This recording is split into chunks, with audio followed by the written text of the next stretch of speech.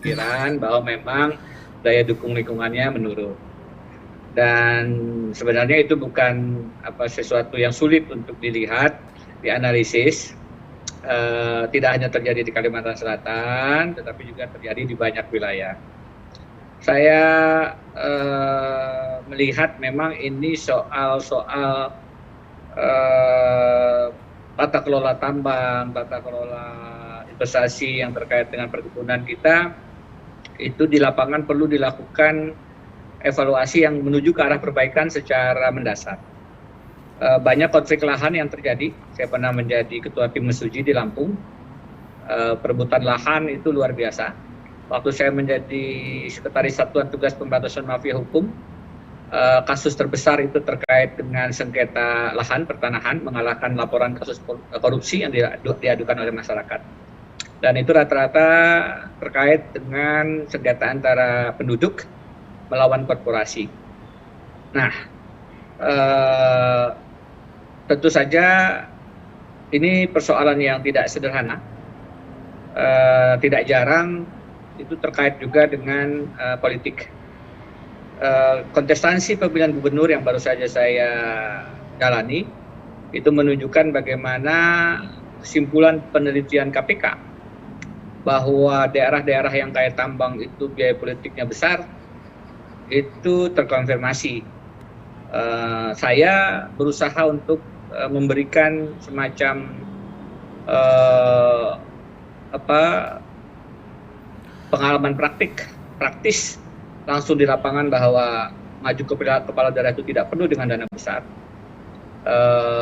Tetapi itu artinya saya bertarung dengan berbagai macam kepentingan, investasi dan beberapa korporasi yang sudah menaruh investasi yang tidak kecil di Kalimantan Selatan.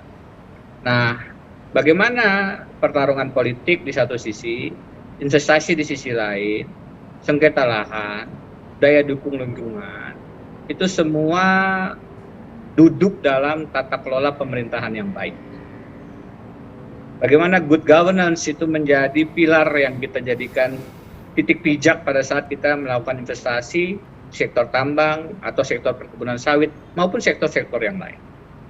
Karena kalau yang terjadi adalah bad governance, bagaimana korporasi berusaha untuk memperpanjang izin-izinnya tetapi melalui cara-cara yang koruptif.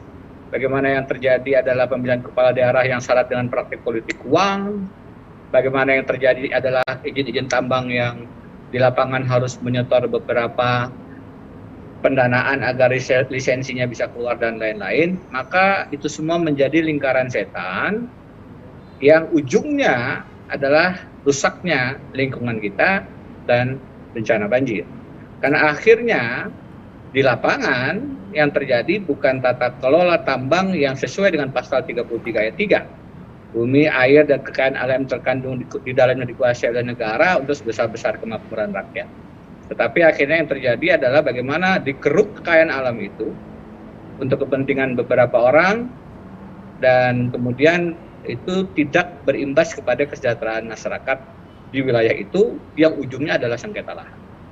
Ujungnya adalah konflik lahan. Ujungnya adalah kemudian kesenjangan ekonomi yang lebih besar. Dan saya mengajak kita semua, ini bukan wacana baru, bukan original dari kami, tapi sudah disuarakan dengan sering dan lantang oleh beberapa kalangan. Momentum sudah berkali-kali, tapi ada baiknya kita kembali menyuarakan meresonansi ini lagi, bahwa mari kita evaluasi dengan secara bijak cara kita melakukan melakukan eksploitasi tambang kita, hutan kita, lahan kita, sehingga manfaatnya sebagaimana amanat konstitusi kita benar-benar untuk sebesar-besar kemakmuran rakyat, yang itu artinya juga memperhatikan rakyat sekarang dan rakyat yang akan datang. Maknanya daya dukung lingkungan, kelestarian lingkungan kita juga harus kita hitung sebagai investasi bagi anak cucu kita. Karena kalau tidak kita memperhatikan itu, maka investasi kita sangat jangka pendek, merusak lingkungan, dan biasanya syarat dengan praktik-praktik korupsi.